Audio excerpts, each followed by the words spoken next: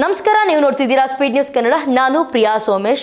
ಗೃಹಲಕ್ಷ್ಮಿ ಅವರ ಅಕೌಂಟಿಗೆ ಈಗ ಗೃಹಲಕ್ಷ್ಮಿ ಯೋಜನೆಯಲ್ಲಿ ಯಾರೆಲ್ಲ ಹೆಣ್ಣು ಮಕ್ಕಳಿದ್ದೀರಾ, ಇದೇ ತಿಂಗಳು 25ನೇ ತಾರೀಕು ನಿಮ್ಮ ಅಕೌಂಟಿಗೆ ಹಣ ಬರುತ್ತೆ. 2,000 ರೂಪಾಯಿ ತಿಂಗಳ ಏನು ಗೌರ್ಮೆಂಟ್ ಕೊಡ್ತಾ ಇದೆ ಅದು ಹಣ ನಿಮಗೆ ಬರುತ್ತೆ. ಅಕಸ್ಮಾತ್ ನಿಮಗೆ ಏನಾದರೂ ದುಡ್ಡು ಬಂದಿಲ್ಲ ಅಥವಾ ಬರ್ತಾ ಇಲ್ಲ, ನಾನು ಲಾಸ್ಟ್ ವಿಡಿಯೋದಲ್ಲಿ ನೋಡಿದ್ದೀನಿ, ಸಿಕ್ಕಾಪಟ್ಟೆ ಜನ ಕಮೆಂಟ್ ಹಾಕಿದ್ದೀರಾ, ಮೇಡಮ್ ನಂದು ಬೆಂಗಳೂರು, ನನಗೆ ದುಡ್ಡು ಬರ್ತಾ ಇಲ್ಲ 1-2 ತಿಂಗಳಿಂದ ಅಂತ. ಇನ್ನು ಕೆಲವರು 72,000 ದುಡ್ಡು ಬಂದಿದೆ ಮೇಡಮ್ ಇಲ್ಲಿವರೆಗೂ ನನಗೆ ಅಂತ ಒಬ್ಬೊಬ್ಬರು ಒಂದೊಂದು ರೀತಿಯಾಗಿ ಕಮೆಂಟ್ ಮಾಡ್ತಾ ಇರ್ತಾರೆ. ಆದರೆ ಒಂದಷ್ಟು ರೂಲ್ಸ್ ಇದೆ ನಿಮಗೆ. ಅಕಸ್ಮಾತ್ ಹಣ ಬಂದಿಲ್ಲ ಅಂದರೆ ಈ ರೀತಿಯಾಗಿ ಮಾಡಿ 100% ನಿಮಗೆ ದುಡ್ಡು ಬರುತ್ತೆ.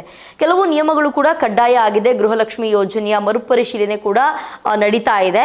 ಯಾರು ಇದಕ್ಕೆ ಅರ್ಹರು ಅನರ್ಹರು ಅಂತ ಆ ಒಂದು ಹಂತದಲ್ಲಿ ಫಲಾನುಭವಿಗಳು ಏನಿದ್ದಾರೆ, ಈ ದುಡ್ಡು ಯಾರೆಲ್ಲ ತಗೊಳ್ತಿದ್ದೀರಾ ಅವರ ಮುಖ ಚಹರೆ ಆಗಿರ್ಬೋದು, ಬಯೋಮೆಟ್ರಿಕ್ ಆಗಿರ್ಬೋದು, ದೃಢೀಕರಣ ಪಡೆಯೋದಕ್ಕೆ ಅವಕಾಶವನ್ನು ನೀಡಲಾಗಿದೆ.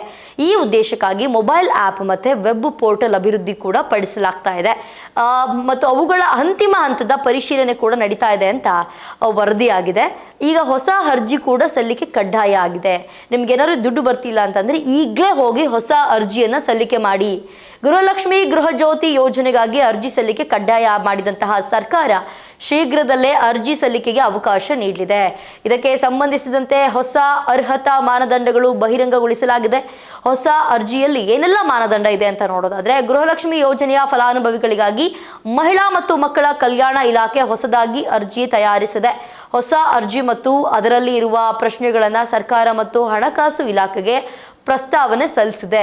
ಗೃಹಲಕ್ಷ್ಮಿ ಯೋಜನೆ ಅರ್ಜಿ ಪ್ರತಿ ಜೊತೆ ಯಾವೆಲ್ಲ ದಾಖಲೆಗಳನ್ನು ನೀಡಬೇಕು ಅಂತಂತಂದರೆ, ನೋಡಿ, ನೀವೀಗ ಅರ್ಜಿ ಹಾಕಬೇಕು. ಅರ್ಜಿ ಹಾಕೋದಕ್ಕೆ ಏನೆಲ್ಲ ಬೇಕು ಅಂತ ನೋಡೋದಾದರೆ, ನಿಮ್ಮ ಬಳಿ APL ಕಾರ್ಡ್ ಅಥವಾ BPL ಕಾರ್ಡ್ ಇದೆಯಾ, ಅದ್ರದ್ದೊಂದು ಕಾಪಿ, ಮನೆ ಯಜಮಾನಿ ಯಾರು, ಆಧಾರ್ ಕಾರ್ಡ್ ಸಂಖ್ಯೆ ಏನು, ಅದ್ರ ಜೊತೆಗೆ ಮನೆಯ ಯಜಮಾನಿಯ ಬ್ಯಾಂಕ್ ಖಾತೆ ವಿವರ, ಈ ಹಿಂದೆ ಮನೆಯಲ್ಲಿ ಯಾರ್ಯಾರಿಗೆಲ್ಲ ಗೃಹಲಕ್ಷ್ಮಿ ಹಣ ಬರ್ತಾ ಇತ್ತು, ಯಾವ ಜಾತಿ, ಮನೆಯ ಯಜಮಾನಿ ಪತಿಯ ಹೆಸರು, ಗಂಡನ ಹೆಸರು ಮತ್ತು ಗಂಡನ Aadhaar card number, Aadhaar card ದಾಖಲಾತಿ ಸಲ್ಲಿಕೆಯನ್ನು ಮಾಡಲೇಬೇಕು. ಅದ್ರ ಜೊತೆಗೆ ನೀವು IT ಮತ್ತು GST ಪಾವತಿದಾರರ ಅನ್ನೋದನ್ನು ಕೂಡ ದಾಖಲೆಗಳನ್ನ ಕೊಡಬೇಕಾಗುತ್ತೆ. ಈ ಮಾಹಿತಿಯನ್ನು ಕಡ್ಡಾಯವಾಗಿ ನೀಡಲೇಬೇಕು. ಇಲ್ಲದಿದ್ದಲ್ಲಿ ಗೃಹಲಕ್ಷ್ಮಿ ಯೋಜನೆಯ ಹಣ ಪಾವತಿಯಾಗೋದಿಲ್ಲ. ಅದರಿಂದ ಪರಿಶೀಲನೆ ಸಂದರ್ಭದಲ್ಲಿ ಈ ಮಾಹಿತಿಯನ್ನು ಒದಗಿಸಬೇಕಾಗಿದೆ.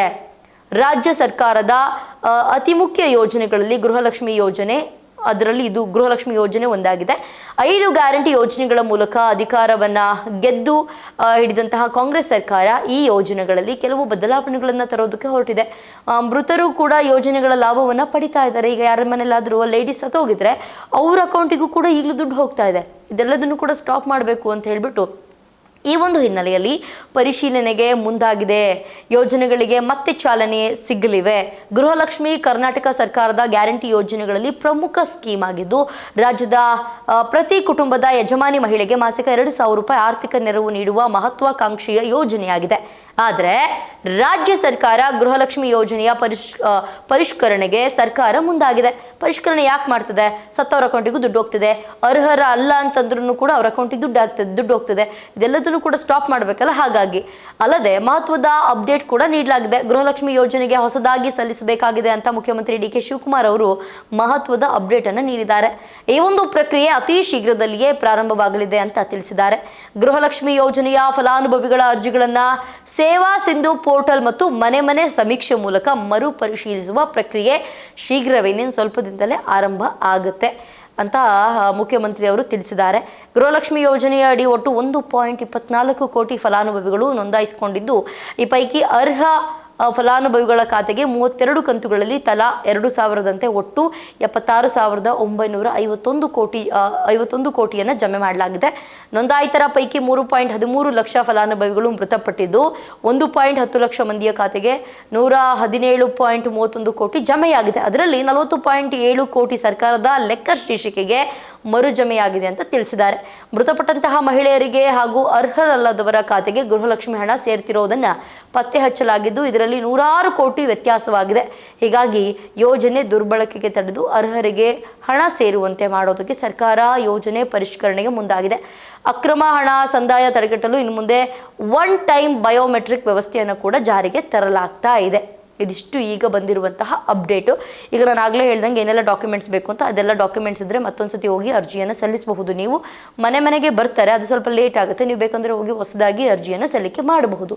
ನಿಮಗಿನ್ನೂ ಏನಾದರೂ ಹಣ ಬರ್ತಿಲ್ಲ ಅಥವಾ ಹಣ ಬರೋದು ಏನಾದರೂ ಸ್ಟಾಪ್ ಆಗಿದೆ ಅಂತಂದರೆ ಈ ಎಲ್ಲ ಡಾಕ್ಯುಮೆಂಟ್ಸ್ನ ತೊಗೊಂಡೋಗಿ ಒಂದು ಸತಿ ನೀವು ಅರ್ಜಿಯನ್ನು ಸಲ್ಲಿಸಿದ್ರೆ ನೆಕ್ಸ್ಟ್ ಮಂತಿಂದ ನಿಮಗೆ ಹಣ ಬರುತ್ತೆ. ಇದಾಗಿತ್ತು ಇವತ್ತಿನ ವಿಶೇಷ. ನೋಡ್ತಾ ಇರಿ ಸ್ಪೀಡ್ ನ್ಯೂಸ್ ಕನ್ನಡ, ಸುದ್ದಿ ನಿಮ್ಮದು, ವೇಗ ನಮ್ಮದು.